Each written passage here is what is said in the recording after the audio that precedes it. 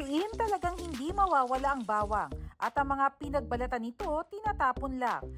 Pero may bright idea ang UP Cebu Fine Arts student na si Clint para ang garlic peel mabigyan ng bagong appeal. So my thesis, I was tasked to explore on materials that can potentially be developed into products. Maraming garlic peels at the Carbon Market of Cebu City. Garlic peel is rich in fiber. So I was thinking maybe I can turn this into sheets. Matapos ang mahabang proseso, naging tilang maninipis na papel ang mga balat ng bawang.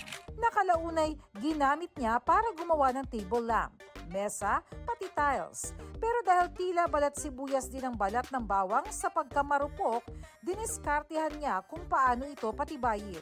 It becomes brittle. I had to mix it with 20 to 25% of abaca in order to stabilize the sheets. Pinost niya online ang kanyang thesis achievement. Natuwa sa kanyang proyekto ang maraming netizens. May mahigit 3 million views na siya sa TikTok. Balak kaya niyang i-scale up ang kanyang garlic peel materials pagka-graduate? Pero para kay Clint, hindi lang ito thesis project lang. Batay sa 2024 Food Waste Index Report ng UN Environment Program, nasa 2.95 million tons ang household food waste ng Pilipinas kada taon. Kaya ang proyekto niya napapanahon daw. Hindi lang nababawasan ng basurang nakasisira sa kalikasan.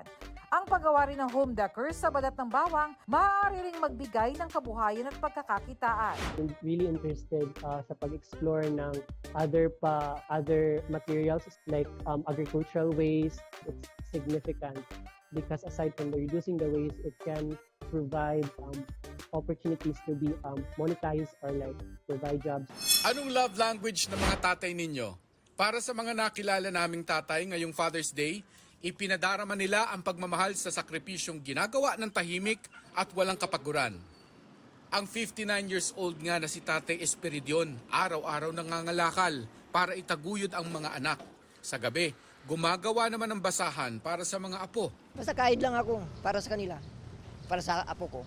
Hanggang kaya ko eh. Si Tatay Leonardo, kahit mag-80 anyos na, tuloy ang serbisyo para sa mga anak nang walang hinihinging kapalit. Kung mayroon, salamat. Kung wala, okay lang din.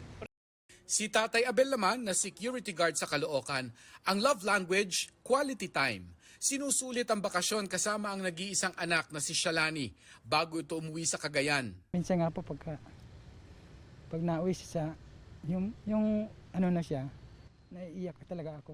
Pero wala kasi magagawa eh. Hirap kasi ng buhay. Pareho rin ang sabi ng mga netizen, ang love language daw ng kanilang mga tatay, kulitan, pagluluto, bonding sa inuman, pati nga yung kahit simpleng tawagin lang silang anak.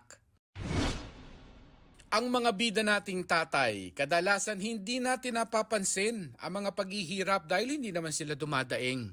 Pero kahit gaano katatag ang mga haligi ng tahanan, sabi nga'y tanggal ang angas nila kapag pinakitaan ng kaswitan ng mga anak.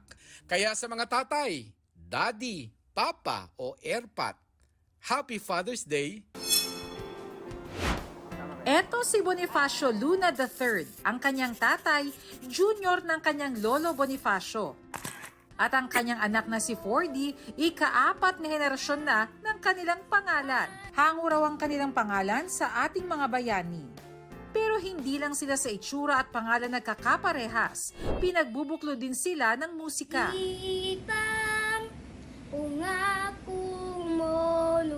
Pare-parehas kami marunong, mahilig sa music.